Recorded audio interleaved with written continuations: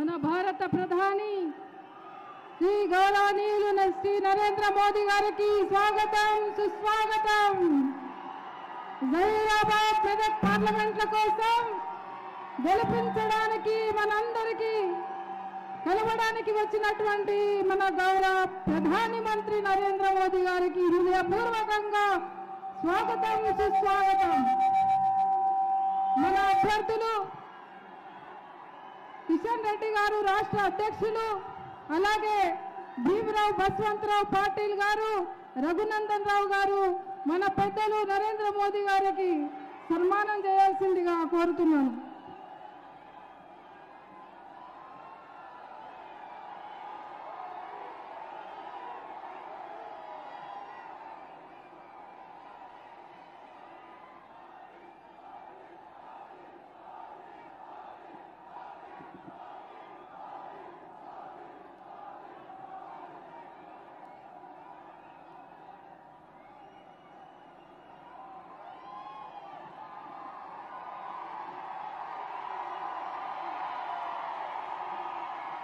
జై శ్రీరామ్, జై శ్రీరామ్, జై శ్రీరామ్.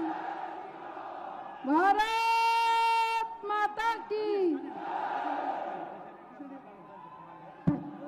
పెద్దలు మన రాష్ట్ర అధ్యక్షులు గంగాపురం కిషన్ రెడ్డి గారు మాట్లాడాల్సిందిగా కోరుతున్నాను.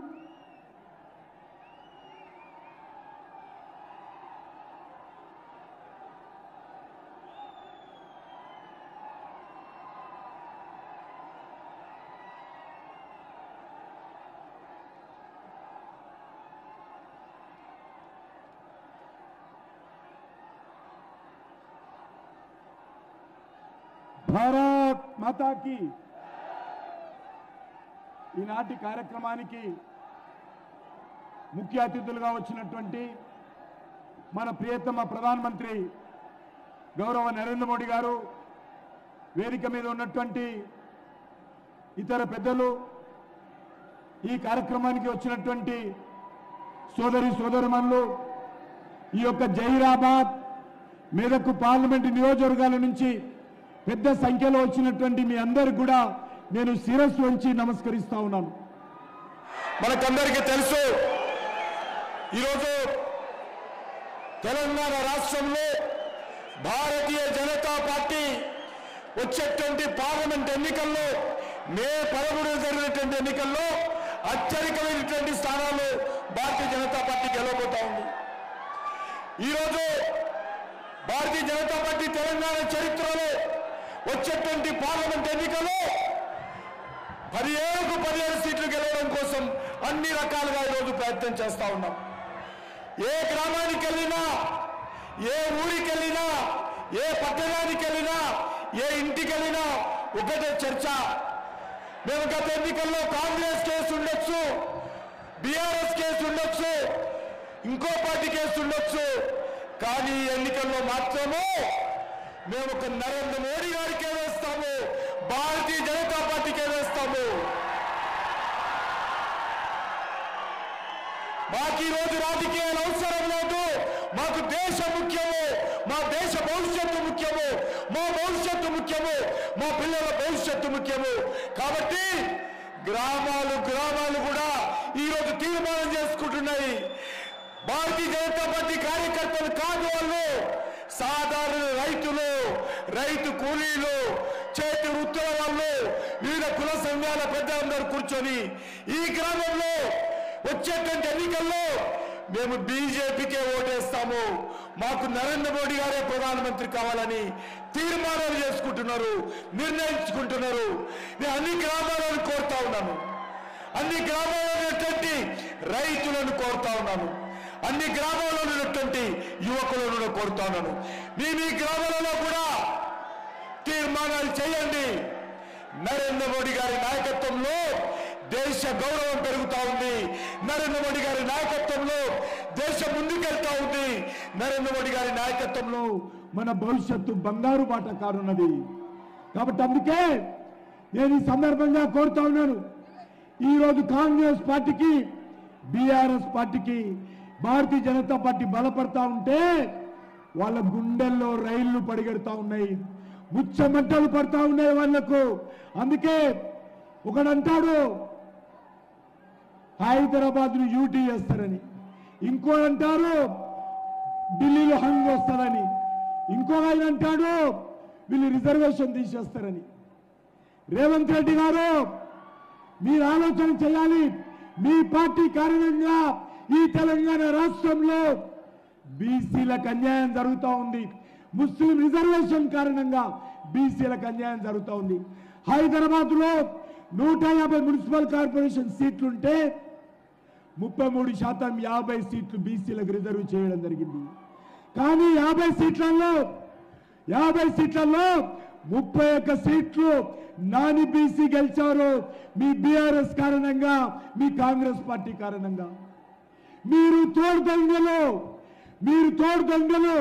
ఒకే నాణానికి బొమ్మ బరుసు లాంటి పార్టీలు బీఆర్ఎస్ పార్టీ, కాంగ్రెస్ పార్టీ. వీళ్ళు ఎప్పుడైనా ఒకటే అవుతారు. ఈరోజు బీజేపీని తెలంగాణలో అడ్డుకోవడం కోసము ఈ రెండు పార్టీలు కలిశారు. ఇద్దరు కలిసిపోయారు, బయటికి ఫైటింగ్ చేస్తా ఉన్నారు. కానీ వాళ్ళు చేసేది డూ ఫైటింగ్. అందుకే మీ అందరికీ కోరుతాను, తెలంగాణ రాష్ట్రంలో భారతీయ జనతా పార్టీ అత్యధికమైనటువంటి సీట్లు సంపాదిస్తాము. ఈ తెలంగాణ రాష్ట్ర అభివృద్ధి భారతీయ జనతా పార్టీ మనం చేస్తున్నాను. అందుకే కార్యకర్తలందరూ కూడా, పార్టీ సంబంధించినటువంటి అభిమానులందరూ కూడా, యువకులందరూ కూడా ఈ రోజు నుంచి 13వ తేదీ పోలింగ్ పూర్తయ్యేంత వరకు కూడా అందరం కూడా గ్రామాన తిరుగుదాము, అన్ని వర్గాలను ఏకం చేద్దాము. నరేంద్ర మోడీ గారి నాయకత్వంలో ఈ దేశంలో అత్యధికమైనటువంటి అగిలీ బార్ పిరేక్ బార్ ఎట్లా చెప్పాలి? నరేంద్ర మోడీ గారు వచ్చారు, మేము తెలంగాణ ప్రజలందరం మీ వెనుక ఉన్నాము. మోడీ గారు మీరు ధైర్యంగా ఉండండి, ఈ ప్రజలందరూ మీ వెనుక ఉన్నారని చెప్పాలి. రెండు చేతులు చెప్పాలి. పిరేక్ బార్ వినబడాలి, ఫామ్ హౌస్ వినబడాలి, రేవంత్ రెడ్డి హైదరాబాద్ ఆయన కూడా వినబడాలి. పిరేక్ బార్ అగిలీ బార్ भारत माता की जय श्री राम राम लक्ष्मण जानकी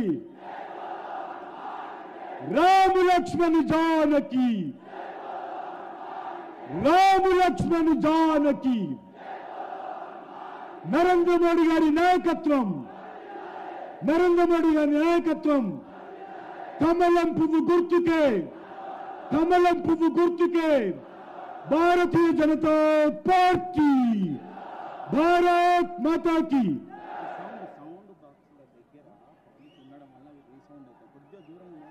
ఈ మైకుల బాక్స్ దగ్గర ఉన్న వాళ్ళు కొంచెం దూరం ఉండండి, రీసౌండ్ వస్తుంది. मैं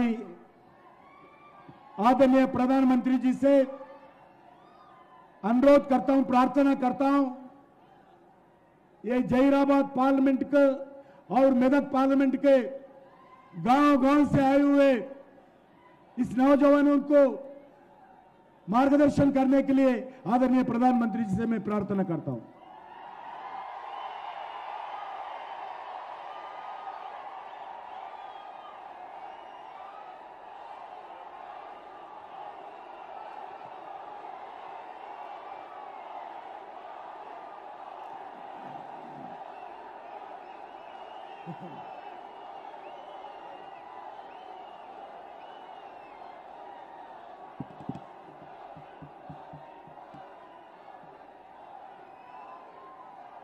भारत माता की ना तेलंगाना कुटुंब సభ్యులందరికీ नमस्कार. मैं केतकी संगमेश्वर स्वामी को प्रणाम करता हूं। मैं भगवान बसवेश्वर और श्रद्धेय सेवालाल महाराज जी के चरणों में नमन करता हूं। నేను సంగమేశ్వర స్వామి అదే రకంగా జరాసంగము ఏడుపాయల దుర్గా అమ్మవారికి బసవేశ్వర స్వామికి నమస్కరిస్తూ సేవాలాల్ మహారాజ్ కూడా పాద పద్మములతో నమస్కరిస్తా ఉన్నాను। साथियों, पिछले 10 वर्षों में देश ने देखा है कि एनडीए की स्थिर सरकार, निर्णायक सरकार देश को कितना आगे लेकर जा सकती है। మిత్రులారా, గత 10 సంవత్సరాలుగా ఎన్డీఏ ప్రభుత్వము ఒక స్థిరమైన మరియు నిర్ణయాత్మకమైనటువంటి ప్రభుత్వాన్ని ఏ రకంగా నడిపామో మీరు కల్లారా చూశారు। एक समय था जब दुनिया प्रगति कर रही थी, लेकिन भारत को कांग्रेस ने करप्शन के दल दल में फंसा दिया था। दुनिया आर्थिक प्रगति कर रही थी, लेकिन भारत पॉलिसी पैरालिसिस का शिकार था। एनडीए ने भारत को बहुत मुश्किल से उस दौर से बाहर निकाला है, लेकिन कांग्रेस फिर से देश को पुराने दुर्दिनों में लेकर जाना चाहती है। మిత్రులారా, ఒక సమయంలో ప్రపంచమంతా కూడా అభివృద్ధిలో దూసుకుపోతా ఉంటే కాంగ్రెస్ మన భారతదేశాన్ని అవినీతి ఊబిలోకి నెట్టివేసి ప్రపంచమంతా కూడా ఆర్థిక అభివృద్ధి చెందుతూ ఉంటే పాలసీ పారాలిసిస్ తోని విధానపరమైన నిర్ణయాలతో నిష్క్రియంగా మార్చింది। ఎన్డీఏ అతి కష్టం మీద కూడా ఏ రకంగా గట్టెక్కించిందో మనం అందరం కూడా కల్లారా చూశాము।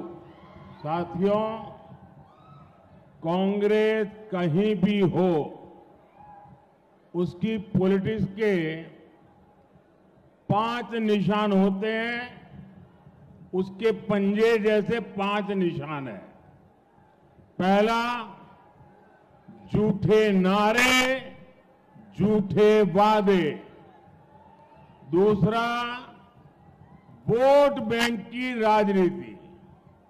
तीसरा, माफियाओं, अपराधियों को बढ़ावा। चौथा, परिवारवाद। और 5वां, करप्शन। इन 5 निशानों से मिलकर कांग्रेस का पंजा बनता है। अब तेलंगाना में भी लोग कांग्रेस के इस पंजे को महसूस कर रहे हैं। మిత్రులారా, కాంగ్రెస్ ఎక్కడ అధికారంలో ఉంటుందో అక్కడ పంచసూత్రాల పేరు మీద రాజకీయాలు చేస్తూ ఏ రకంగా మొదటిగా అబద్ధాలు, తర్వాత ఓటు బ్యాంక్ రాజకీయాలు, మాఫియా మరియు నేరస్తుల ప్రోత్సహించడము, 4వది కుటుంబ పాలన, 5వది అవినీతి। ఈ పంచసూత్రాలు కలిపితే ఇది చేతి గుర్తు అవుతుంది। ఈ పంచసూత్రాలు, ఈ చేతి గుర్తులు తెలంగాణలో కూడా ఏ రకంగా ప్రజలు అనుభవిస్తున్నారో ఇప్పుడిప్పుడే అర్థం చేసుకుంటున్నారు। तेलुगु फिल्म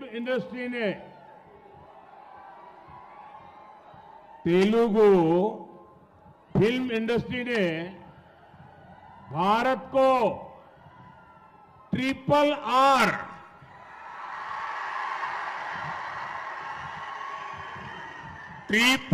आर जैसी सुपरहिट फिल्म दी। लेकिन आज तेलंगाना कांग्रेस ने राज्य के लोगों को डबल आर टैक्स दे दिया है। ट्रिपल आर फिल्म ने पूरी दुनिया में भारत का नाम रोशन किया, लेकिन ये डबल आर टैक्स भारत के लिए शर्मिंदगी बढ़ा रहा है। इस डबल आर टैक्स की तेलंगाना में हर तरफ चर्चा है। चर्चा है कि तेलंगाना के जो उद्योगपति हैं, जो ठेकेदार हैं, उनको कुछ परसेंट डबल आर टैक्स पिछले दरवाजे से देना पड़ रहा है। आरोप है कि यहां टोटल जितनी वसूली होती है उसमें से एक खास हिस्सा डबल आर टैक्स के तौर पर काला धन दिल्ली जाता है। मुझे पता है आप सब ये डबल आर टैक्स से बहुत ही त्रस्त है। मुझे ज्यादा विस्तार में जाने की जरूरत नहीं है। आप समझ गए होंगे ये डबल आर कौन है। మిత్రులారా, తెలంగాణ సినీ పరిశ్రమలో త్రిబుల్ ఆర్ అనే సినిమా సూపర్ హిట్ అయిన విషయం మనందరికీ తెలిసిందే.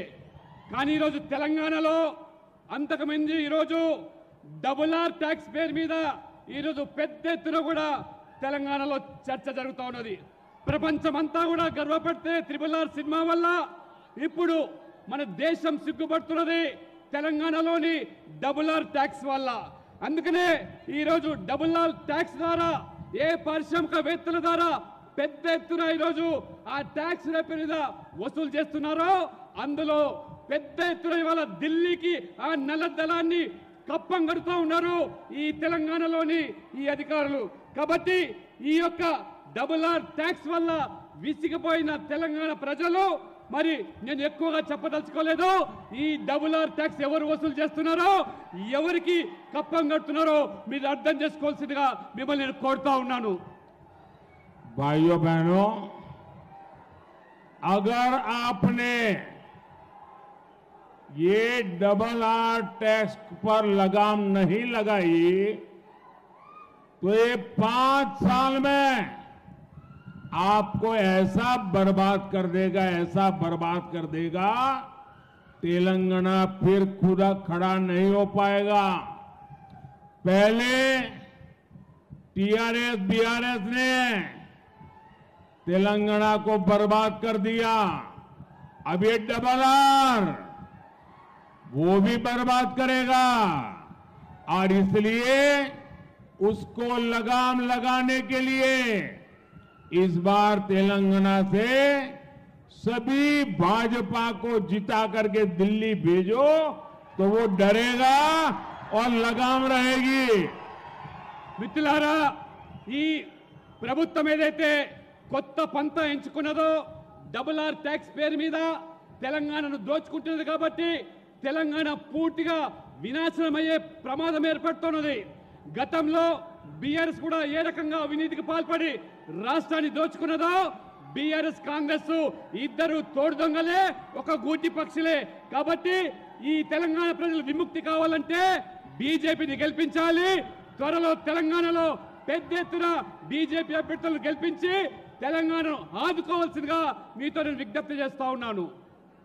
साथियों, कांग्रेस पार्टी ने आपको लूटने के लिए एक और नया तरीका निकाला है।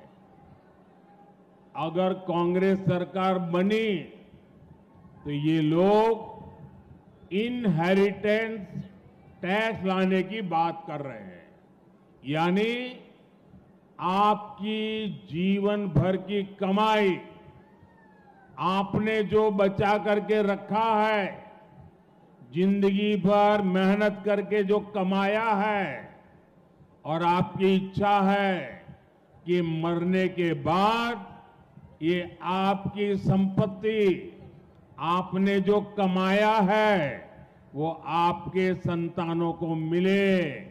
लेकिन कांग्रेस ऐसा टैक्स लाने वाली है कि अब आपने जो कमाया है वो पूरा का पूरा आपके बच्चों को नहीं दे सकेंगे।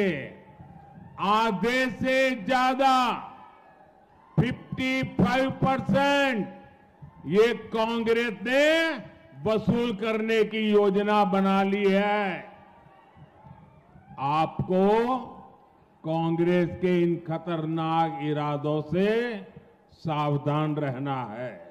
మిత్రులారా, ఒకవేళ పొరపాటున కేంద్రంలో కాంగ్రెస్ ప్రభుత్వం వచ్చినట్టయితే మన వారసత్వ ఏదైతే సంపద ఉన్నదో ఆ సంపద నుంచి కొత్త రకం పంత ఎంచుకొని కాంగ్రెస్ పార్టీ ఇప్పుడు ట్యాక్స్ వసూలు చేస్తామంటున్నది. అది 55% మన సంపద నుంచి మన పిల్లలకు దక్కకుండా ఇవాళ కాంగ్రెస్ దాన్ని కాజేసేదానికి కుట్రలు కుతంత్రాలు పన్నుతా ఉన్నది. కాబట్టి ఈ భయానకమైనటువంటి నిర్ణయాల పట్ల మన ప్రజలందరూ కూడా అప్రమత్తంగా ఉండాలి. లేనట్లయితే మన తల్లిదండ్రులు సంపాదించినటువంటి ఈ ఆస్తిలో 55% ఈ కాంగ్రెస్ దోచుకునేదానికి ఇవాళ ఏదైతే పన్నాగం పడుతున్నదో మీరందరూ కూడా దీని పట్ల అప్రమత్తంగా ఉండాలని చెప్పి కూడా నేను మీ అందరికీ విజ్ఞప్తి చేస్తా ఉన్నాను. पहले बीआरएस ने तेलंगाना को लूटा और अब कांग्रेस वाले लूट रहे हैं। आप देखिए, बीआरएस ने कालेश्वरम प्रोजेक्ट का इतना बड़ा स्कैम किया। जब कांग्रेस विपक्ष में थी तो सरकार बनने के बाद इसकी जांच करने की बातें कर रही थी, लेकिन जैसे ही सरकार बनी कांग्रेस कालेश्वरम स्कैम की फाइलें दबाकर बैठ गई। और जब बीआरएस सत्ता में थी तब उन्होंने केस फॉर वोट मामले की जांच को आगे नहीं बढ़ने दिया। మిత్రులారా, మొదట ఈ రాష్ట్రాన్ని బీఆర్ఎస్ ప్రభుత్వము ఏ రకంగా దోచుకున్నదో మనందరికీ తెలిసిందే. ఆనాడు కాళేశ్వరం యొక్క ప్రాజెక్టు పేరు మీద జరిగిన కుంభకోణము, ఆనాడు ప్రతిపక్షంలో ఉన్నటువంటి కాంగ్రెస్ పార్టీ ఏ రకంగా కాళేశ్వరంలో బీఆర్ఎస్ దోచుకున్నదో ఆ రోజు మాట్లాడినటువంటి ఆ కాంగ్రెస్ పార్టీ ఇవాళ అధికారంలోకి వచ్చిన తర్వాత ఆ కాళేశ్వరం ప్రాజెక్టు సంబంధించినటువంటి ఫైల్ అన్ని కూడా తొక్కిపెట్టి ఏ రకంగా ఇవాళ ద్వంద్వ నీతి అవలంబిస్తున్నదో మనమందరం కూడా గమనిస్తా ఉన్నాము. కాబట్టి ఈ విధంగా కాంగ్రెస్ ప్రభుత్వము ఏ రకంగా ఇద్దరు కూడా తోడు దొంగలు కాబట్టి ఒకరినొకరు కాపాడుకునేటువంటి ప్రయత్నాన్ని చేస్తూ ఉన్నారు. కాబట్టి జాగ్రత్తగా ఉండమని చెప్పి నేను కోరుతా ఉన్నాను. कांग्रेस बीआरएस दोनों अलग नहीं बल्कि दोनों एक ही करप्शन रैकेट के मेंबर्स हैं। कांग्रेस बीआरएस का ये करप्शन रैकेट कहां तक फैला हुआ है ये दिल्ली के लीकर स्कैम से भी पता चलता है। दिल्ली में जिस पार्टी ने लीकर स्कैम किया उसमें बीआरएस के लोग शामिल निकले और उसी पार्टी से दिल्ली में कांग्रेस का अलायंस है। इसलिए जब इस स्कैम पर कार्रवाई हुई तो करप्शन रैकेट के ये सारे मेंबर्स एक दूसरे के समर्थन में आ गए। మిత్రులారా, కాంగ్రెస్ బీఆర్ఎస్ వేరు కాదని తోడు దొంగలని చాలా స్పష్టంగా చెబుతా ఉన్నాను. ఎందుకంటే ఈ కాంగ్రెస్ బీఆర్ఎస్ రెండు కూడా ఈ ర్యాకెట్ కమిటీలో ఇద్దరు కూడా సభ్యులే. ఢిల్లీలో జరిగిన మద్యం కుంభకోణంలో ఏ రకంగా ఒక పార్టీ అవినీతికి పాల్పడితే ఆ పార్టీతో కలిసి ఈ బీఆర్ఎస్ ప్రభుత్వం ఏ రకంగా మద్యం కుంభకోణంలో పాల్పడ్డదో అటువంటి పార్టీతో ఇవాళ బీఆర్ఎస్ ఆ రకంగా అలయన్స్ లో కొనసాగుతూ ఉంటే మరి కాంగ్రెస్ పార్టీ ఏ రకంగా ఆ మద్యం కుంభకోణంలో ఉన్నటువంటి ఆ ఢిల్లీ పార్టీతో అనుబంధంగా ఉంటే ఇవాళ బీఆర్ఎస్ వేరు కాదనే విషయాన్ని, కాంగ్రెస్ వేరు కాదనే విషయాన్ని తెలుసుకోవాల్సి నేను కోరుతా ఉన్నాను. बीजेपी किसान कल्याण को प्राथमिकता देती है, लेकिन कांग्रेस हमारे अन्नदाता को भी धोखा देने में पीछे नहीं है। तेलंगाना में कांग्रेस ने सरकार बनने के 100 डेज के भीतर किसानों का कर्ज माफ करने का वादा किया था। वो वादा आज तक पूरा नहीं हुआ। पैडी पर 500 रुपये पर क्विंटल देने का वादा भी इन्होंने किया था। अब ये उस वादे के बारे में भी मुंह पे ताला लगा दिया है, बोलने को तैयार नहीं है। మిత్రులారా, భారతీయ జనతా పార్టీ రైతులను అన్నదాతగా భావిస్తూ వారు భగత్ స్వరూపులుగా ఇవాళ మన ప్రభుత్వం వాళ్ళను కొనియాడుతూ ఉన్నది. కానీ ఇవాళ కాంగ్రెస్ ఏ రకంగా రైతులను మోసం చేస్తూ ఉన్నదో తెలంగాణలో మీరు చూస్తూ ఉన్నారు.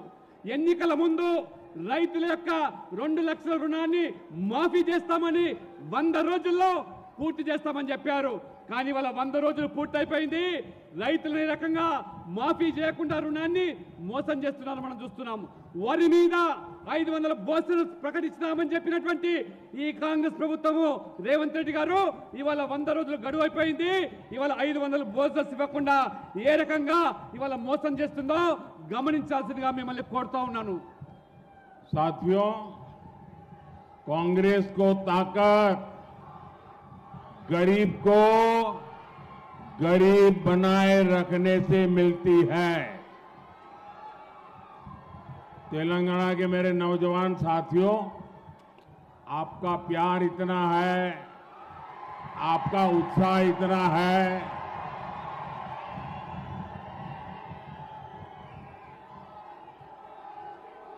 मैं आपके इस प्यार के लिए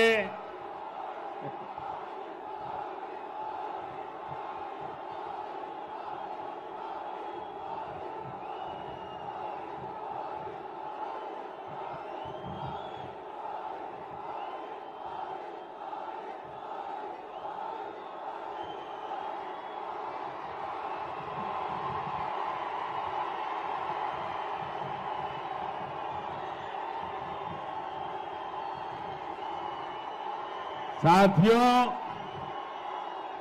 ये आपका उत्साह, आपका प्यार इतना जबरदस्त है कि आज ये डबल आर की नींद उड़ जाएगी। మిత్రులారా, యువకులారా, మీ ఉత్సాహాన్ని ప్రేమను చూస్తూ ఉంటే మరి ఈరోజు ఈ ప్రభుత్వము మరి కనువిప్పు కావాలి.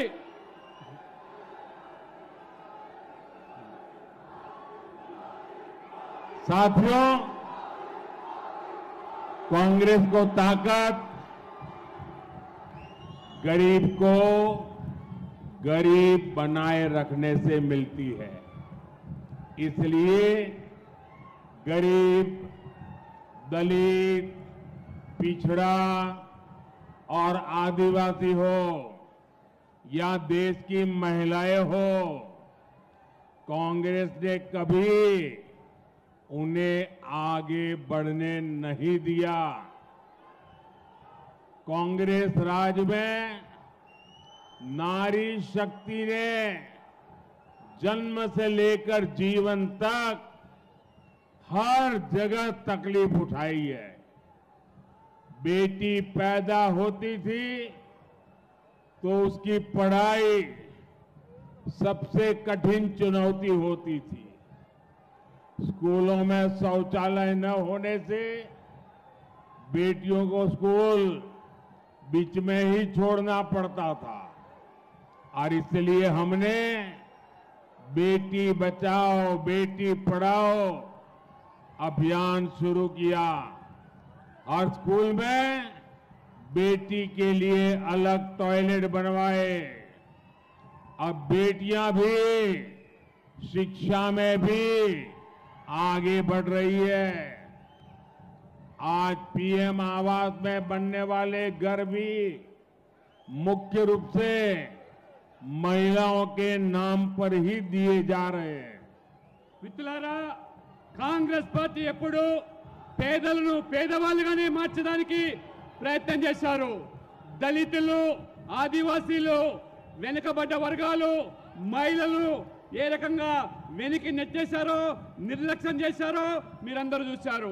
కానీ మా ప్రభుత్వము మహిళా శక్తి పేరు మీద, నారీ శక్తి పేరు మీద అమ్మాయిలు చదువుకునేదానికి వాళ్ళకి కావాల్సిన సదుపాయాలు కల్పించడానికి బేటీ బచావ్ బేటీ పడావ్ ప్రత్యేకంగా పాఠశాలలో అమ్మాయిలకు టాయిలెట్లు విధిగా నిర్మించి ఏ రకంగా ఆ అమ్మాయిలను ఆ రకంగా శక్తివంతులు చేస్తూ ఉన్నామో, ఇవాళ ప్రధానమంత్రి ఆవాస్ యోజన పేరు మీద పేదలకు నిర్మించే పక్క ఇల్లు కూడా మహిళల పేరు మీద ఇస్తున్నామంటే మహిళలకు ఇవాళ మోదీ ప్రభుత్వం ఇస్తున్నటువంటి గౌరవాన్ని కూడా మీరు ఇవాళ గమనిస్తూ ఉన్నారు. साथियों, कांग्रेस सरकारों में महिलाओं के अधिकार ही खतरे में नहीं पड़े, महिलाओं की सुरक्षा भी खतरे में पड़ी है। महिलाओं की सुरक्षा और वोट बैंक में इन्हें जब चुनना होता है तो ये वोट बैंक चुनते हैं। बीजेपी के लिए महिलाओं की सुरक्षा, महिलाओं का सम्मान ये सर्वोपरि है।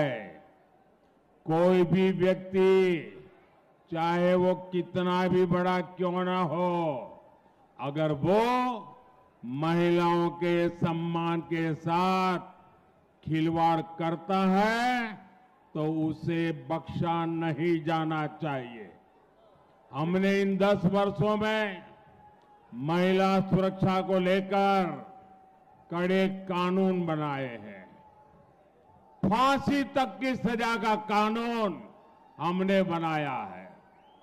अगले 5 वर्षों में हम इसी दिशा में और मजबूती से काम करेंगे। మిత్రులారా, మహిళల అధికారాలే కాదు కాంగ్రెస్ పార్టీ హరించింది, మహిళలకు కూడా రక్షణ లేకుండా ఓటు బ్యాంకు రాజకీయాలకు ఏదైతే పాల్పడ్డదో ఇవాళ మా ప్రభుత్వం ఖచ్చితంగా మహిళల రక్షణ కోసము అవసరమైనటువంటి కొత్త చట్టాలు తీసుకురావడమే కాకుండా మహిళలను గౌరవించకుండా కించపరిచేటువంటి ఏ వ్యక్తులైనా శక్తులైనా ఉరిశిక్ష సైతం విధించేటువంటి ఒక కఠినమైనటువంటి చట్టాలను తీసుకొచ్చి ఇవాళ మహిళలను ఆదరిస్తుంది, గౌరవిస్తుంది మా ప్రభుత్వము.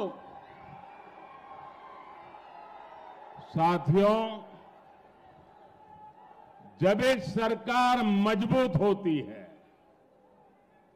जब एक सरकार निर्णायक होती है और एक सरकार जो सिर्फ और सिर्फ देशभक्ति से काम करती है, तो वो कैसे इतिहास रच सकती है?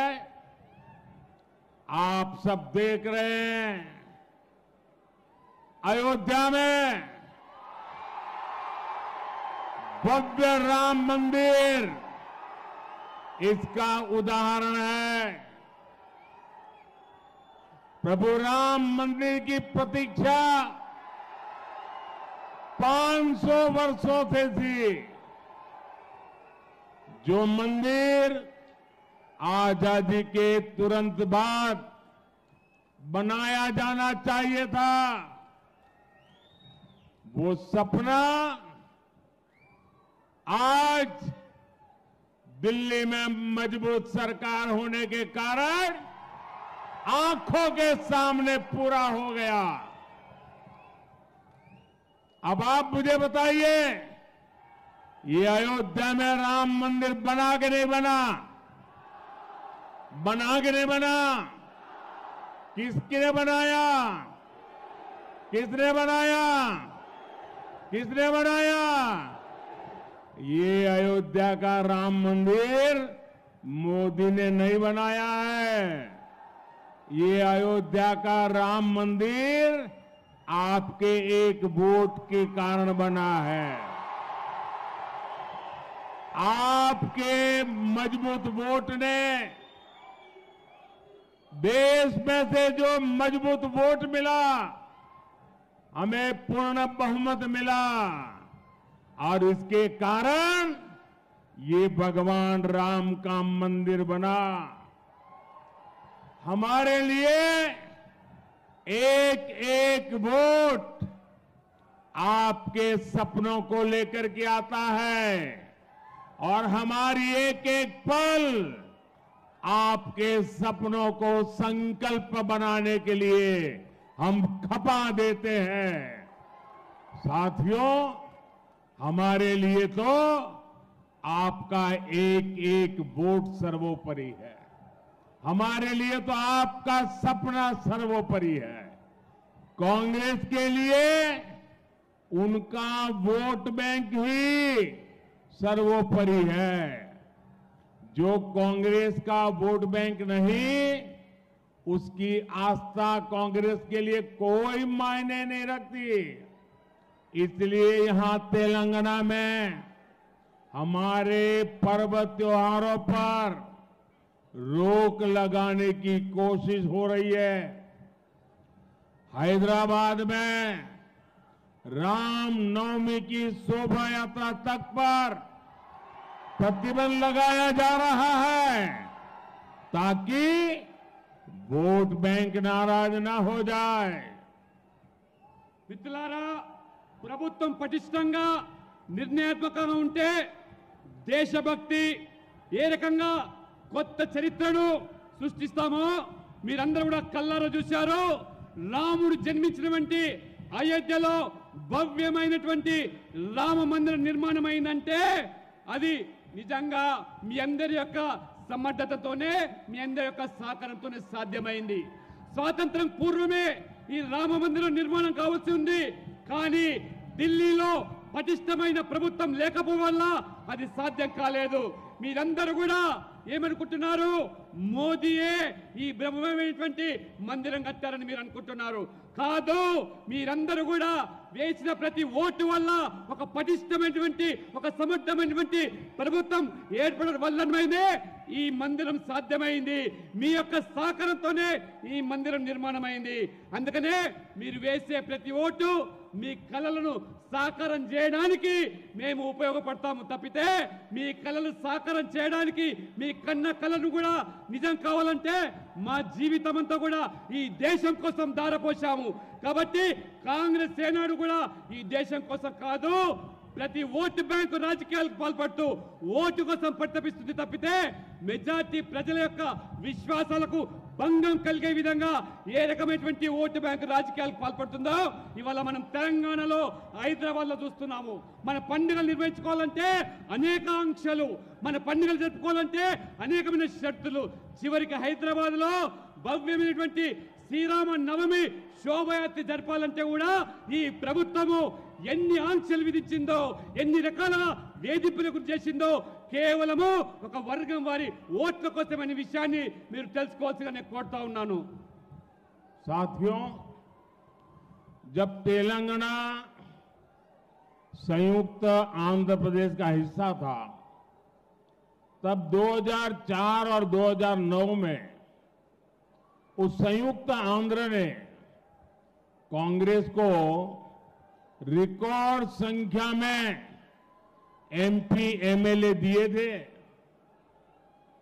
कांग्रेस ने यहां एससी, एसटी, बीसी की चिंता करने की जगह उनके आरक्षण पर डाका डालना शुरू कर दिया।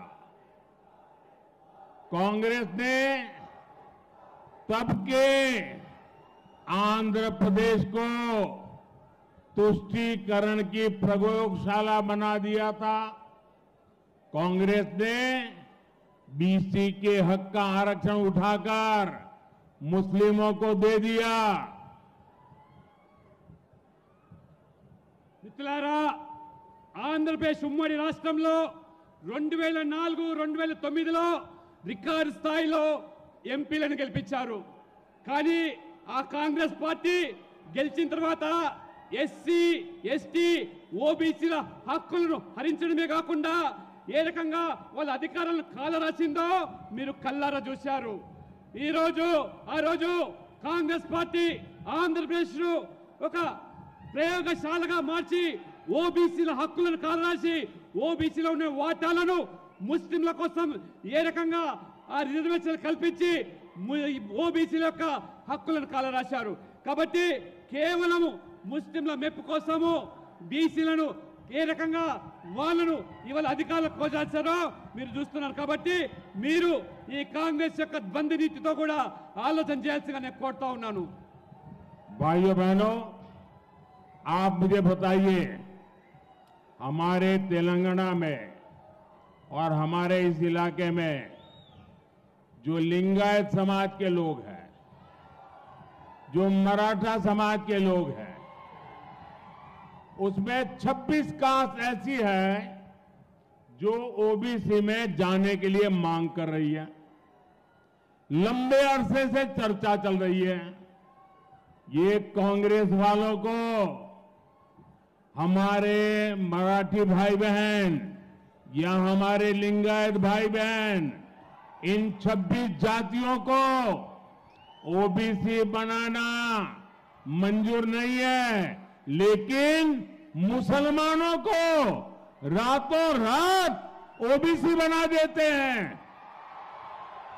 మిత్రులారా, తెలంగాణలో మీరందరూ ఆలోచన చేయండి. ఒక పెద్ద సమాజం లింగాయత్ సమాజము, మరాఠా సమాజము ఈ తెలంగాణలో అయితే ఉన్నారో వాళ్లకు న్యాయం చేయకుండా దాదాపు ఇంకా 26 బీసీ కులాలు కేంద్ర జాబితాలో చేరాల్సిన అవసరాన్ని కాంగ్రెస్ పార్టీ ఏ రకంగా విస్మరించి కేవలము రాత్రికి రాత్రి ముస్లింలను ఓబీసీ జాబితాలో చేర్చి ఇవాళ లింగాయతులను మరాఠీలను కాకుండా 26 బీసీ కులాలను కేంద్ర జాబితాలో చేర్చకుండా ముస్లింలను చెప్పించేటువంటి ప్రయత్నాలకు ఏ రకంగా కాంగ్రెస్ పూనుకున్నదో ఒక్కసారి మీరందరూ కూడా గమనించాల్సిగా నేను కోరుతా ఉన్నాను. हमारा बंजारा समाज जब भी हमारे बंजारा समाज को देखें, सेवालाल महाराज की हमें पुण्य स्मृति हो जाती है। आपने कभी बंजारा समाज में क्रिमिनल हुए ऐसा सुना है क्या? सेवाभावी लोग हैं, समाज में अच्छी जिंदगी जीने वाले लोग हैं, लेकिन उस बंजारा समाज की भी आशा अपेक्षाओं पर टीआरएस, बीआरएस, कांग्रेस सबने पानी फेर दिया है। మిత్రులారా, మన యొక్క తెలంగాణలో బంజారా సమాజం అంటే లంబాడీ సమాజము, ఏదైతే ఆరాధ్య దైవంగా భావించేటువంటి ఆ సేవాలాల్ యొక్క ప్రభుకు మనమందరం కూడా ఏ రకంగా మరి మనస్పూర్వకంగా గౌరవిస్తామో అటువంటి సమాజం నుంచి వచ్చినటువంటి ఈ యొక్క బంజారాలు, లంబాడీలు ఎంతో గౌరవప్రదమైనటువంటి జీవితాన్ని గడిపేటువంటి వాళ్లను నేరస్తులుగా పరిగణించేటువంటి గత కాంగ్రెస్, బీఆర్ఎస్లు ఏ రకంగా వాళ్ళ జీవితాలతో చెలగాటం ఆడాయో ఈ రెండు పార్టీలు ఆ సమాజాన్ని కూడా పూర్తిగా వంచి దగా చేసి మోసం చేశాయి. भाइयों बहनों, ये इतने बड़े संविधान लेकर के दुनिया को मूर्ख बनाने वाले लोग, रात दिन आरक्षण के नाम पर झूठ बोलने वाले लोग, ये हमारे तेलंगाना में मादिगा समाज पर क्या बीती है। और मैंने मादिगा समाज को वादा किया हुआ है, मैं उनके लिए लड़ाई लड़ूंगा।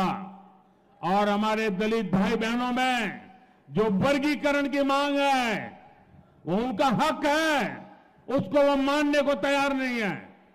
మిత్రులారా, పొద్దున్న లేస్తే ఈ పార్టీలు రాజ్యాంగం గురించి లేకపోతే రిజర్వేషన్ల గురించి దుష్ప్రచారం చేస్తూ తప్పుడు ప్రచారం చేస్తూ ప్రజలు మోసం చేస్తున్నాయో సామాజిక న్యాయం అంటే ఆ సామాజిక న్యాయాన్ని కట్టుబడి ఉన్న నేను ఈ రోజు సమాజంలో ఉన్నటువంటి మాదిగలకు న్యాయం చేయడానికి ఎస్సీ వర్గీకరణ కోసము కట్టుబడి ఉన్నానని చెప్పి వాళ్ళలో ఒకరిగా నేను ఈ పోరాటానికి అండగా ఉంటానని చెప్పి భరోసా కల్పిస్తున్నాను, హామీ ఇస్తున్నాను. మాదిగలు మీరు న్యాయమైన కోరికలకు భారతీయ జనతా పార్టీగా మేము అండగా ఉన్నామని చెప్పి కూడా పూర్తి విశ్వాసం కల్పిస్తా ఉన్నాము. साथियों, एक कांग्रेस पार्टी को जन्म से ही ये हमारे संविधान के प्रति नफरत है। जो संविधान बाबा साहब अंबेडकर ने दिया था, अगर वो संविधान की प्रत देखें, वो संविधान की प्रत देखें तो उसके ऊपर एक एक पत्ते पर रामायण महाभारत का चित्रांकन है। हमारी संस्कृति, हमारी परंपरा का चित्र है उस पर, और हमारे संविधान की, भारत की महान सांस्कृतिक विरासत के साथ उसको कड़ी रूप के जोड़ने का एक अद्भुत प्रयास था। लेकिन कांग्रेस पार्टी ने सबसे पहला काम किया, जब संविधान की वो पहली प्रत कपबोर्ड में रख दी और फिर जो संविधान देश के सामने रखा, भारत की महान संस्कृति और परंपरा की जो लिंक थी, जहां से संविधान आगे बढ़ना था, उस लिंक को तोड़ दिया। वो सारे चित्र हटा दिए और खोखा बना करके रख दिया। पहले ही दिन उन्होंने संविधान का अपमान करना शुरू कर दिया था। మిత్రులారా, కాంగ్రెస్ మొదటి నుంచి కూడా జన్మత మన రాజ్యాంగం పట్ల కానీ డాక్టర్ బాబాసాహెబ్ అంబేద్కర్ పట్ల కానీ ఏమాత్రం కూడా గౌరవం లేకుండా రాజ్యాంగంలో ప్రతిసారి కూడా ఏ రకంగా అవమానపరిచే విధంగా వ్యవహరించారో మనం చూస్తూ వస్తా ఉన్నాము. రాజ్యాంగంలో రచించినటువంటి దాంట్లో ప్రతి పేజీలో కూడా రామాయణము మహాభారతము ఏ రకంగా మన భారత యొక్క జీవిత సంస్కృతితో ముడిపడి ఉన్నటువంటి ఆ యొక్క లింక్ను ఈ యొక్క కాంగ్రెస్ పార్టీ, ఈ కాంగ్రెస్ ప్రభుత్వం ఏ రకంగా దాన్ని తుడిచివేసే ప్రయత్నం చేసిందో, మొదటగానే అంబేద్కర్ గారు గొప్ప ప్రయత్నం చేసి మన సంస్కృతితో మహాభారత్లో రామాయణం జోడించి ఆ యొక్క మరి సంస్కృతిని వెలుగులోకి తీసుకొచ్చే ప్రయత్నం చేస్తే ఈ కాంగ్రెస్ ప్రభుత్వము బుద్ధిపూర్వకంగానే, ఉద్దేశపూర్వకంగానే ఆ యొక్క రామాయణాన్ని, మన సంస్కృతిని ఆ రకంగా విడదీసి ఏ రకంగా రాజకీయాలకు పాల్పడుతుందో మనం గమనిస్తా ఉన్నాము. ये शाहजादे के दादी के पिताजी, देश के पहले प्रधानमंत्री, उन्होंने ये पाप किया था। उसके बाद उनकी दादी की बारी आई। उनकी दादी ने संविधान को चूर चूर कर दिया, देश में आपातकाल लगाया, देश के लोकतंत्र को ताले में बंद कर दिया, देश के लाखों लोगों को जेलों में बंद कर दिया, अखबारों को ताले लगा दिए। संविधान का घोर अपमान पहले प्रधानमंत्री उनकी दादी के पिताजी ने किया, फिर बड़ा अपमान उनकी दादी ने किया। మిత్రులారా, ఈ యువరాజు ఏదైతున్నాడో ఆ యువరాజు ముత్తాత మొదటి ప్రధాని ఈ రాజ్యాంగాన్ని ఏ రకంగా అవహేళన చేశారో, అవమానపరిచారో పూర్తి బాధ్యులు వారే. వారి తర్వాత వీరి నానమ్మ ఏ రకంగా ఆ రాజ్యాంగాన్ని ఏ రకంగా తూట్లుపరిచిందో, తమ రాజకీయ అవసరాల కోసం ఏ రకంగా రాజ్యాంగాన్ని సమయానికి మార్చివేసిందో, సమయానుబద్ధంగా ఎమర్జెన్సీని విధించి ఏ రకంగా మొత్తం రాజ్యాంగాన్ని అవమానపరచడమే కాకుండా ఏ రకంగా రాజ్యాంగాన్ని చులకన చేసినటువంటి చరిత్ర ఈ కుటుంబ సభ్యులది, ఈ యువరాజ తాత ముత్తాతలది, నానమ్మని అనే విషయాన్ని మీరు తెలుసుకోవాల్సిగా కోరుతా ఉన్నాను. तीसरा पाप, इनके पिताजी जब प्रधानमंत्री थे शाहजादे के, उन्होंने एक ऐसा कानून लाने की कोशिश की। ये संविधान की बातें करने वाले जरा अपने जरोखे में देख ले, उन्होंने ऐसी बातें की, देश के मीडिया को, देश के अखबारों को डराने के लिए एक ऐसा भयंकर कानून लाए, देश का सारा मीडिया मैदान में आ गया, देश का विपक्ष मैदान में आ गया, संविधान के रक्षक भारतीय जनता पार्टी के लोग मैदान में आ गए और उनके पिताजी को झुकना पड़ा और वो जो संविधान पे खिलवाड़ की कोशिश करती थी वो उनको रोकना पड़ा। ये संविधान को उनके परिवार के 3 लोगों ने तबाह कर दिया है। మిత్రులారా, వీళ్ళు చేసిన పాపాలు సామాన్య పాపాలు కాదు. వారు చేసినటువంటి 3వ పెద్ద పాపం ఏదైతే ఉందో ఆ రోజు ఏ రకంగా మీడియాను, పత్రికలను, వాళ్ళ స్వేచ్ఛను, స్వతంత్రాన్ని హరింపజేసి వాళ్ళ మీద ఏ రకంగా ఒత్తిడి తీసుకొచ్చారో, వాళ్ళను ఏ రకంగా లొంగదీసే కుట్రలు పన్నారో, కానీ ఆనాడు ఈ భయానక చట్టాలను ఎదిరించింది, పోరాటం చేసింది ఆనాడు ప్రతిపక్షాలు. ఆ రకంగా భారతీయ జనతా పార్టీ ఈ ప్రజాస్వామ్యాన్ని కాపాడడానికి సర్వంగా పోరాటం చేసి అన్ని విధాలు కూడా ప్రజాస్వామ్యాన్ని, రాజ్యాంగానికి పరిరక్షణకు పాటుపడింది భారతీయ జనతా పార్టీ. తప్పితే రాజ్యాంగం గురించి మొసలి కన్నీరు కాచేటువంటి ఈ పార్టీలు ఏ రకంగా పాపాలు చేశాయో ఒక్కసారి ఆలోచన చేయండి. उसके बाद संविधान से सरकार का जन्म होता है। सरकार की कैबिनेट अत्यंत महत्वपूर्ण इकाई होती है। भारत के संविधान ने उसको संरक्षण दिया हुआ है। मनमोहन सिंह जी की सरकार की कैबिनेट ने एक निर्णय किया, उस निर्णय को ये शाहजादे ने पत्रकार वार्ता करके भारत के संविधान से बनी हुई कैबिनेट के निर्णय को खुले आम चीरे चीरे कर दिया था और वो संविधान के रक्षण की बातें करते हमारे सामने। మిత్రులారా, ఏ రాజ్యాంగం ద్వారా ప్రజాస్వామికంగా ఎన్నికల ప్రక్రియ ద్వారా ఏర్పడే ప్రభుత్వం ఏదైతే ఉంటుందో ఆ ప్రభుత్వం యొక్క అధినేత ప్రధానమంత్రి మన్మోహన్ సింగ్ గారు ఒక నిర్ణయాన్ని తీసుకొని చట్ట రూపంలో ఒక బిల్లు తీసుకొస్తే ఈ యువరాజు ఏ రకంగా ప్రధానమంత్రిని, రాజ్యాంగాన్ని, ప్రభుత్వాన్ని అవమానపరిచే విధంగా, ఏలన చేసే విధంగా పత్రికా విలేకరుల ముందునే, పత్రికా సమావేశంలోనే ఆ బిల్లును ముక్కలు ముక్కలు చేసి చించివేసి కేవలము ఈ ప్రజాస్వామ్యాన్ని, ప్రధానమంత్రిని, ప్రభుత్వాన్ని కాదు మొత్తం రాజ్యాంగాన్ని అవమానపరిచినటువంటి ఈ ప్రభుత్వుడు, ఈ యువరాజు రాహుల్ గాంధీ అనే విషయాన్ని మనం గమనించాలి. साथियों, इतना ही नहीं, भारत का संविधान बना तब देश के विद्वान लोग संविधान सभा में थे और उसमें कोई आरएसएस, जनसंघ, भाजपा तो जन्मा ही नहीं था। उस संविधान सभा में चर्चा हुई, महीनों तक चर्चा चली। डॉक्टर बाबा साहब आंबेडकर ने अपने विचार रखा और संविधान सभा ने निर्णय किया कि धर्म के आधार पर इस देश में कोई आरक्षण नहीं होगा।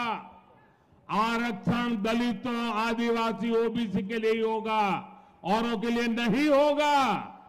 लेकिन आज ये शाहजादे और उनकी चौकड़ी बाबा साहब आंबेडकर की पीठ में छुरा भोंक रही है, भारत के संविधान को रफा दफा कर रही है और वो बेईमानी करके पिछले दरवाजे से धर्म के आधार पर अपनी वोट बैंक को मजबूत करने के लिए दलितों का हक छीनने जाए, आदिवासियों का हक छीन रहे हैं, ओबीसी का हक छीन रहे और अपनी वोट बैंक को धर्म के आधार पर आरक्षण देने का खेल खेल रहे हैं। మిత్రులారా, ఆ గొప్ప రాజ్యాంగాన్ని మేధావులు ఆ యొక్క రాజ్యాంగం రచించడంలో బాబాసాహెబ్ అంబేద్కర్ ఏ రకంగా ప్రముఖ పాత్ర పోషించాడో చర్చల అనంతరము, మాసాల అనంతరం నెలల తరబడి జరిగినటువంటి చర్చల తర్వాత ఒక గొప్ప రాజ్యాంగాన్ని రచిస్తే ఆ రాజ్యాంగంలో చాలా స్పష్టంగా మతపరమైన రిజర్వేషన్లకు తావు లేదు.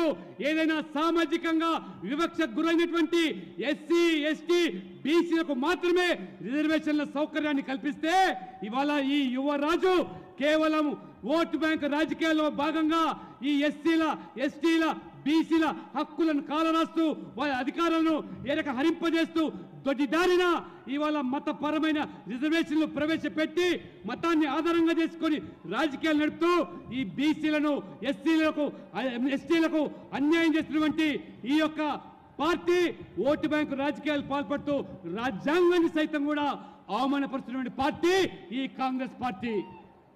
ये कांग्रेस वाले जरा कान खोलकर सुन लो, ये मोदी संविधान मेरे लिए मेरा धर्म ग्रंथ है, मेरी सरकार चलाने के लिए मेरा धर्म ग्रंथ है। और तुम्हें तो मालूम नहीं है, जब भारत के संविधान को 60 साल हुए, इस देश में अकेला मैं मुख्यमंत्री था, अकेला गुजरात का मुख्यमंत्री था जिसने संविधान के 60 साल का उत्सव मनाया था। मैंने सुरेंद्रनगर में हाथी के ऊपर हमारे संविधान को रखा था और संविधान का सम्मान करते हुए जुलूस निकाला था। और उस राज्य का मुख्यमंत्री हाथी पर नहीं बैठा था, संविधान हाथी पर बैठा था और मोदी पैदल चल रहा था ताकि संविधान का सम्मान हो। మిత్రులారా, నేను కాంగ్రెస్ వాళ్ళకు సవాల్ చేస్తున్నాను, మీరు కాచుకోండి, వినండి, చెవులుంటే ఈ రోజు ఈ రాజ్యాంగం అంటే ఇదొక పవిత్ర గ్రంథంగా భావించే నేను ఆనాడు దేశంలో ఒకే ఒక ముఖ్యమంత్రి గుజరాత్గా నేను ఆనాడు 60 సంవత్సరాల రాజ్యాంగం రచించినటువంటి సందర్భంగా ఒక గొప్ప పండుగగా వైభవంగా ఉత్సవాలు గుజరాత్లో నిర్వహిస్తే ఏనుగు మీద ఊరేగింపు, నేను ముఖ్యమంత్రిగా మోదీగా నేను ఊరేగింపులో ఆ ఏనుగు మీద కూర్చొని ఊరేగించలేదు, ఆ పవిత్రమైన గ్రంథాన్ని ఏనుగు మీద కూర్చోబెట్టి ఊరేగించి నేను కాలి నడకన భారీ ఊరేగింపు నిర్వహించి ఆ పవిత్ర గ్రంథాన్ని గౌరవించేటువంటి వ్యక్తిని, ఆ రాజ్యాంగం అంటే అది పవిత్ర గ్రంథంగా భావించే నేను ఇది మోదీ అనేటువంటి విషయాన్ని కాంగ్రెస్ తెలుసుకోవాల్సిగా నేను కోరుతా ఉన్నాను।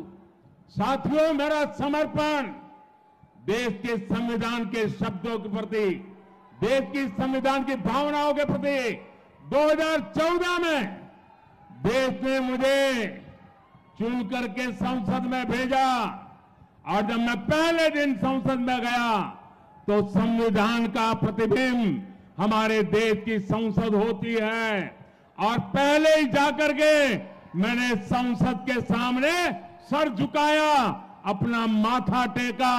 बाद में मैंने कदम पार्लियामेंट में रखा था क्योंकि संविधान के लिए हम समर्पित हैं। మిత్రులారా, రాజ్యాంగం పట్ల మాకున్నటువంటి గౌరవాన్ని మీరు శంకించాల్సిన అవసరం లేదు। నా జీవితం అంతా కూడా ఈ దేశం కోసము, ఈ ధర్మం కోసము, ఈ యొక్క రాజ్యాంగం కోసము సమర్పించిన వ్యక్తిని నేను। మొదటిసారిగా పార్లమెంట్ సభ్యునిగా నేను గెలిస్తే ఆనాడు నాకు రాజ్యాంగం పట్ల, ప్రజాస్వామ్యం పట్ల ఉన్నటువంటి గౌరవాన్ని వెలిపించడానికి పార్లమెంట్ లో మొదటి అడుగు పెట్టినప్పుడు నేను ఆ పార్లమెంటు ఆ భవనం ముందు మోకరిల్లి నమస్కరించి ఆ రాజ్యాంగాన్ని, ప్రజాస్వామ్యాన్ని, ఆ పవిత్రమైనటువంటి పార్లమెంటు భవనాన్ని గౌరవించి ఏ రకంగా నేను పార్లమెంట్ సభ్యునిగా కొనసాగానో మీరందరికీ కూడా తెలిసిన విషయమే। 2019 में जब आपने मुझे दूसरी बार प्रधानमंत्री बनने का अवसर दिया और जब मुझे एनडीए ने अपना नेता चुना तो कार्यभार संभालने से पहले मैंने पार्लियामेंट के सेंट्रल हॉल में संविधान की किताब ला करके रखी थी। पहले मैंने जाकर के संविधान के सामने मारा माथा टेका, जैसे आप गीता, रामायण, महाभारत के सामने टेकते हो, जैसे कुरान, बाइबल के सामने रखते हो, मैंने संविधान के सामने अपना माथा टेका। उसके बाद 2019 में कार्यभार संभालने के लिए मैंने अपना भाषण दिया था। ये मोदी का संविधान के प्रति समर्पण है। మిత్రులారా, 2019లో రెండవసారి మీ యొక్క సమర్థంతో ప్రధానమంత్రిగా నేను ఎన్నికైన తర్వాత ఎన్డీఏ నేతగా ఎన్నిక తర్వాత నేను నా బాధ్యతలు స్వీకరించే మొదలు ఆ పార్లమెంట్ సెంట్రల్ హాల్లో ఆ పవిత్రమైనటువంటి ఆ గ్రంథము ఆ రాజ్యాంగాన్ని ఆ సెంట్రల్ హాల్లో ప్రవేశపెట్టి ఆ సెంట్రల్ హాల్ ఆ పవిత్ర గ్రంథం ముందు నేను ఏ రకంగా ఆ యొక్క గ్రంథాన్ని ఒక పవిత్ర గ్రంథంగా ఏ రకంగా ఇవాళ భగవద్గీతగా ఖురాన్గా బైబిల్గా అన్ని వర్గాలు ఏ రకంగా పవిత్ర గ్రంథాలుగా భావిస్తాయో నేను సైతం కూడా ఈ రాజ్యాంగం కూడా అంతే పవిత్ర గ్రంథంగా భావించి ఆ రామాయణ మహాభారత లాంటి గ్రంథాలుగా స్వీకరించి నేను ఆ రకంగా పార్లమెంట్లో ఆ రకంగా ప్రధానమంత్రిగా బాధ్యతలు స్వీకరించి మొట్టమొదటి ఉపన్యాసం చేశారు. ఇవాళ మోదీ గారిని రాజ్యాంగం పట్ల శంకించేటువంటి ఈ శక్తులు వ్యక్తులు ఈ దేశ పట్ల వారికి ఉన్నటువంటి కట్టుబడి చిత్తశుద్ధి ఏమిటో దేశ ప్రజలు గమనిస్తున్నారని చెప్పి నేను మీకు తెలియజేస్తా ఉన్నాను. ये सत्ता भूख में डूबा हुआ ये शाही परिवार कांग्रेस पार्टी के संविधान को, देश का संविधान छोड़ो, कांग्रेस पार्टी के संविधान को भी मानने को तैयार नहीं है. उसको भी उन्होंने डस्टबिन में डाल दिया है. सीताराम केसरी कांग्रेस पार्टी के अध्यक्ष थे, रातों रात उनको बाथरूम में बंद कर दिया गया, उठा करके फुटपाथ पर फेंक दिया और संविधान की परवाह किए बिना कांग्रेस पार्टी पर ये शाही परिवार ने कब्जा कर लिया. साझादे जरा बोलने से पहले 50 बार सोचना शुरू करो. ఈ రాజవంశీయులు అధికార దాహంతో ఏ రకంగా మన రాజ్యాంగాన్ని అవమానపరిచారో మన రాజ్యాంగానే కాదు చివరికి వాళ్ళ పార్టీ అయినటువంటి కాంగ్రెస్ పార్టీ రచించుకున్నటువంటి ఆ యొక్క మరి రాజ్యాంగాన్ని కూడా ఏ రకంగా అవమానపరిచారో వారి పార్టీ అధ్యక్షుడిగా ఉన్నటువంటి సీతారాం కేసరి గారిని బాత్రూంలో బంధించి ఆ రకంగా వారి సోనియా గాంధీ అధ్యక్షురాలుగా చేయడానికి ఏ రకంగా ఆ పార్టీ యొక్క రాజ్యాంగాన్ని కూడా వారు అవమానపరిచారో ఇది వాళ్ళ చరిత్ర, ఇది వాళ్ళ యొక్క రాజ్యాంగం పట్ల వారికి పార్టీ విధానాల పట్ల ఉన్నటువంటి గౌరవం అనే విషయాన్ని దేశ ప్రజలు గమనించాల్సిగా నేను కోరుతా ఉన్నాను. ये संविधान के लिए नाम पर देश को मूर्ख बनाने के लिए निकले हुए, आपको पता होगा देश का पहला संविधान संशोधन उनके दादी के पिताजी पहले प्रधानमंत्री ने किया था और वो फ्री स्पीच पर ताले लगाने वाला किया था और आखिर में उन्होंने प्रेस पर प्रतिबंध लगाने वाला सुधार करने का प्रयास किया था. ये संविधान के प्रति इनकी भावना है. మిత్రులారా ఈ రాజ్యాంగం పట్ల ఏదైతే ఇవాళ ముసలి కన్నీరు గారుస్తూ దుష్ప్రచారం చేస్తూ తప్పుడు ప్రచారం చేస్తున్నారో ఇవాళ మా విధేయత పట్ల వాస్తవంగా మొదటిసారిగా ఈ యువరాజు ముత్తాత మొదటి అమెండ్మెంట్ ఏదైతే స్వేచ్ఛగా మాట్లాడేటువంటి ఈ భావనను పత్రిక ఆ యొక్క భావనను ప్రకటనను హరింపజేయడానికి మొదటి ఆ రాజ్యాంగాన్ని మార్చినటువంటి ఆ యొక్క కుటుంబము ఇది నెహ్రూ కుటుంబం అనే విషయాన్ని ఇది తెలుసుకోవాల్సిగా కోరుతా ఉన్నాను. इनका संविधान मविधान से कोई लेना देना नहीं है. ये शाही परिवार को सत्ता खुद के पास रहे तो सब कुछ अच्छा, लेकिन इस देश में सत्ता अगर उनके हाथ से चली जाए तो सब कुछ निकम्मा. ये वो लोग हैं जो पार्लियामेंट चलने नहीं देना चाहते. ये वो लोग हैं जो चुनाव में इलेक्शन कमीशन जो परंपरा है नियुक्ति की, अब इलेक्शन कमीशन पे सवाल उठाते हैं. ये लोग ईवीएम पर सवाल उठाते हैं और अब अपनी वोट बैंक के लिए संविधान को बदनाम करने पर निकले हैं. लेकिन कांग्रेस वाले सुन ले, उनके चट्टे बट्टे सुन ले, उनकी पूरी जमात सुन ले, जब तक मोदी जिंदा है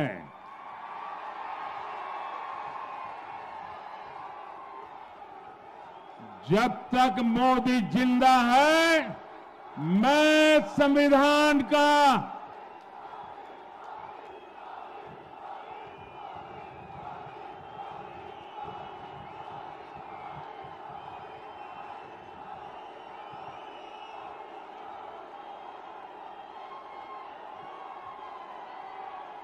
जब तक मोदी जिंदा है मैं दलितों का आरक्षण, आदिवासियों का आरक्षण, ओबीसी का आरक्षण, मुसलमानों को धर्म के आधार पर नहीं देने दूंगा, नहीं देने दूंगा, नहीं देने दूंगा। మిత్రులారా, ఈ రాజవంశీయులు ఈ దేశాన్ని పాలించేదే మా జన్మ హక్కని, రాజ్యాంగం పట్ల కానీ ప్రజాస్వామ్యం పట్ల కానీ ఏ మాత్రం కూడా విశ్వాసం లేనివంటి ఈ కుటుంబము మేము అవసరమైతే ఈ పార్లమెంట్ కూడా నడవనీయము. ఇవాళ మీరు అధికారంలో ఉంటే మాకు ఈ అధికారాన్ని కావడానికి ఈ దేనికైనా దిగజారుతామని చెప్పి ఇవాళ రాజ్యాంగ సంస్థలైనటువంటి ఎన్నికల కమిషన్ మీద ఇవాళ అనుమానాలు వ్యక్తం చేస్తూ ఉంటారు. ఈవీఎంల మీద కూడా వాళ్ళు ప్రశ్నలు లేవనెత్తుతూ ఉంటారు. వాళ్ళు గెలవకపోతే అందరినీ కూడా అవమానపరుస్తూ ఉంటారు. ఈ ఓటు బ్యాంకు రాజకీయాలకు చివరికి రాజ్యాంగం పట్ల కూడా ఇవాళ ఏ రకంగా దుష్ప్రచారం చేస్తున్నారో నేను ఇవాళ వీళ్ళ యొక్క తొత్తులకు వీళ్ళందరికీ చెంచాలకు కూడా నేను సవాల్ చేస్తా ఉన్నాను. ఈ మోదీ బతికున్నంత వరకు రాజ్యాంగాన్ని కదిలించేటువంటి వ్యక్తి శక్తి ఈ ప్రపంచంలో ఎవరు ఉండరని, ఈ రాజ్యాంగాన్ని కాపాడే పూర్తి బాధ్యత మోదీగా నేను తీసుకుంటున్నాను. ఈ రాజ్యాంగం పట్ల ఏ రకంగా దళితులకు, ఎస్సీలకు, ఎస్టీలకు, ఓబీసీలకు రిజర్వేషన్లు కొనసాగుతున్నాయో ఆ రిజర్వేషన్లకు మతపరంగా ముస్లింలకు దారాదత్తం చేస్తుంటే సహించే ప్రసక్తి లేదు. నేను బతికున్నంత కాలం వాటిని అప్పగించనని చెప్పి కూడా నేను ఈ రోజు సవాల్ చేస్తా ఉన్నాను. ఇవాళ साथियों, मैं आज तेलंगाना की धरती से ऐलान करता हूं, मोदी की तीसरी टर्म में, मोदी की तीसरी टर्म में ये वर्ष हमारे संविधान के 75 वर्ष हो रहे हैं। मैं इतने शान से संविधान का 75वां वर्ष मनाऊंगा और गली गली में जाकर के इनके पापों को खुला करके छोड़ूंगा। अब तो हर घर तक जाऊंगा। उन्होंने संविधान के साथ कैसा खिलवाड़ किया है, ये मेरी तीसरी टर्म में संविधान के 75 वर्ष बड़ी शान से मनाऊंगा, गाजे बाजे के साथ मनाऊंगा और इनके पापों को देश की गली गली में पहुंचा दूंगा। మిత్రులారా, ఈ తెలంగాణ నుంచి నేను ప్రకటిస్తా ఉన్నాను, మోదీగా నేను మూడవసారి ప్రధానమంత్రి అయిన తర్వాత ఈ 75 సంవత్సరాలు రాజ్యాంగాన్ని రచించి పూర్తయ్యే సందర్భంలో తప్పకుండా ఈ 70 సంవత్సరాల రాజ్యాంగ అంగరంగ వైభవంగా ఈ దేశవ్యాప్తంగా ప్రతి పల్లెల్లో ప్రతి పట్టణంలో కూడా వైభవంగా బాజా బదింతులో జరుపుకోవడమే కాకుండా ఆ రాజ్యాంగాన్ని గౌరవంపడే రీతిలో ప్రజలను భాగస్వామ్యం చేయడమే కాకుండా వీళ్ళ పాపాలను, ఈ రాజవంశీయుల పాపాలను ఎండగడుతూ ప్రజల ముందు దోషిగా నిలబెట్టడానికి రాజ్యాంగానికి అడుగడుగునా ఏ రకంగా అవమానపరిచారు, తూర్చుపరిచారు, మీ యొక్క అధికార దాహంతో రాజ్యాంగాన్ని ఏ రకంగా కించపరిచారో ఈ 75 సంవత్సరాల ఈ యొక్క ఉత్సవాల సందర్భంగా మీ భాగవతాన్ని బయట పెడతానని, బహిర్గతం చేస్తానని చెప్పి కూడా నేను సవాల్ చేస్తా ఉన్నాను. साथियों, ये लोग लोकतंत्र की एक भी बात मानने को तैयार नहीं। ये चुनाव लोकतंत्र का सबसे पवित्र उत्सव होता है, लेकिन इस चुनाव में इन्होंने एक नया उद्योग शुरू किया है। लोकतंत्र की भावना को चूर चूर करने वाला नया उद्योग शुरू किया है। इन लोगों ने फेक वीडियो बनाकर देश में लोगों को गुमराह करने का, समाज में तनाव पैदा करने का, संघर्ष का वातावरण बनाने का खेल शुरू किया है।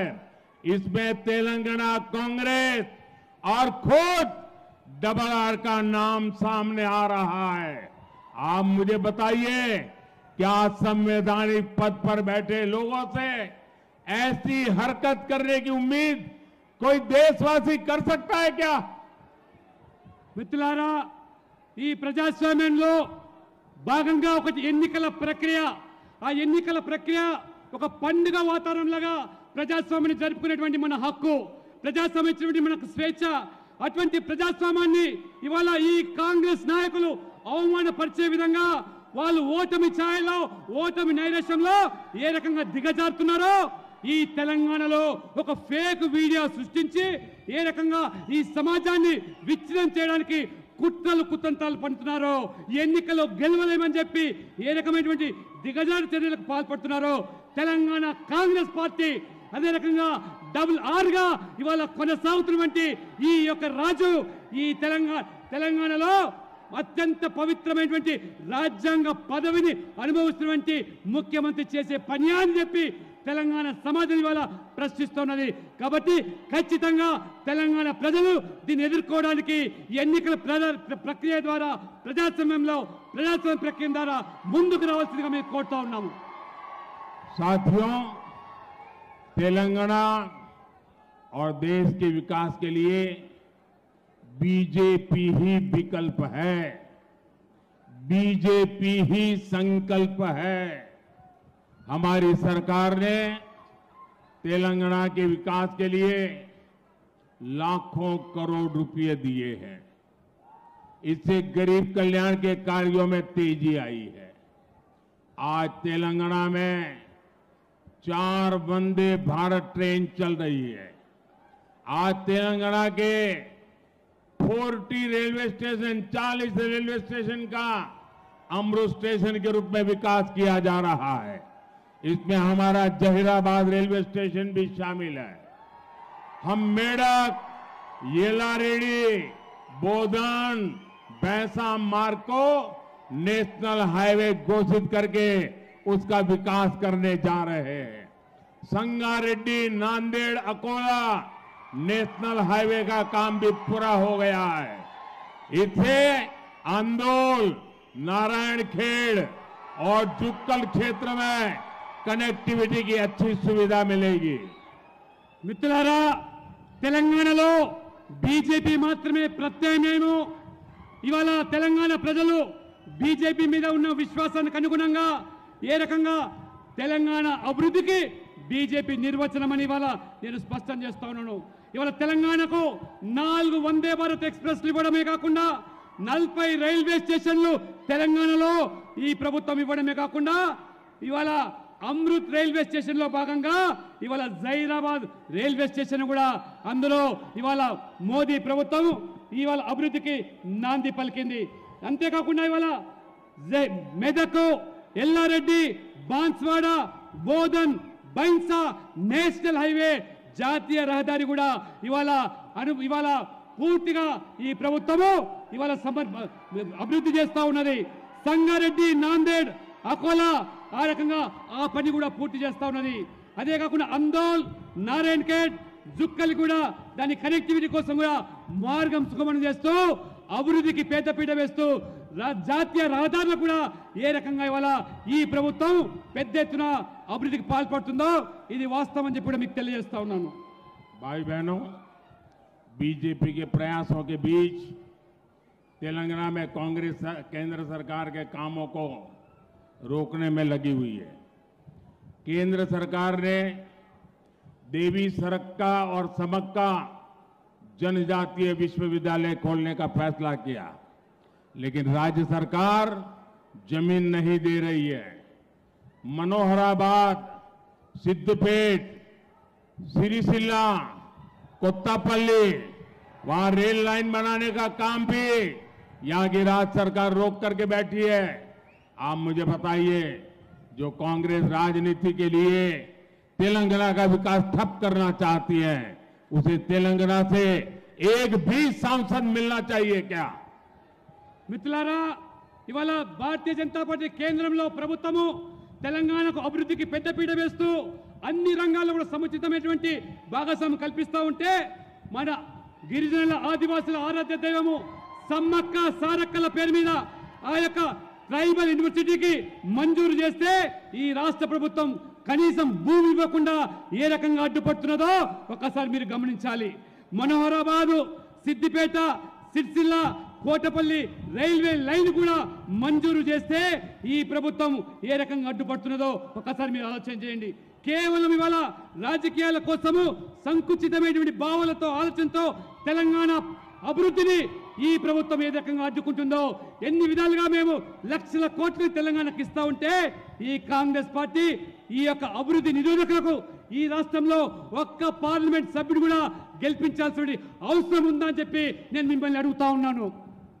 साथियों, आज ये इंडी अलायंस इतना हताश निराश हो चुका है कि उसे विपक्ष में अधिकृत विपक्ष बनने की भी उम्मीद खो चुका है. उतने लोग भी जीत करके नहीं आएंगे और शायद इतिहास में ये कांग्रेस का सबसे कम नंबर होगा पार्लियामेंट में. आज इनके अलायंस में कोई ऐसी पार्टी नहीं है जो 272 सीट पर चुनाव लड़ रही हो. इसलिए इन्हें वोट देकर अपना वोट खराब करने के लिए कोई भी समझदार हिंदुस्तानी नहीं वोट डालेगा. मेरा आपसे अनुरोध है, 13 मई को 13 मई को जहीराबाद से बीजेपी कैंडिडेट श्री भीमराव बसंतराव पाटिल और मेडक से एम रघुनंदन राव, मेरे इन साथियों को विजयी बनाइए और उनको जब आप वोट देंगे ना, वो वोट सीधा सीधा मोदी को मिलेगा. वो वोट सीधा सीधा मोदी को मिलेगा. मेरे साथ बोलिए भारत माता की, भारत माता की. बहुत बहुत धन्यवाद. మిత్రులారా, ఈ విపక్ష కూటమి ఈసారి ప్రతిపక్ష హోదా కూడా దక్కే పరిస్థితి లేదు. ప్రతిపక్ష హోదా కావాల్సిన సీట్లు కూడా గెలిచే పరిస్థితి లేదు. అన్నిటికంటే చరిత్రలో తక్కువ సీట్లు ఈసారి కాంగ్రెస్ పార్టీకి రాబోతున్నాయి. కాబట్టి మీరు ఈ జైరాబాద్ నుంచి ఏ రకంగా వసంతరావు మరి పార్టీలను, మెదక్ నుంచి రఘునందన్ రావును గెలిపించి మీరు వేసే ప్రతి ఓటు మోదీకి దక్కుతుందనే విషయాన్ని గమనించి ఓటు వేయాల్సిందిగా మీ కలను సాకారం చేయడమే మోదీ గ్యారెంటీ అని చెప్పి మీ అందరికీ నేను తెలియజేస్తా ఉన్నాను.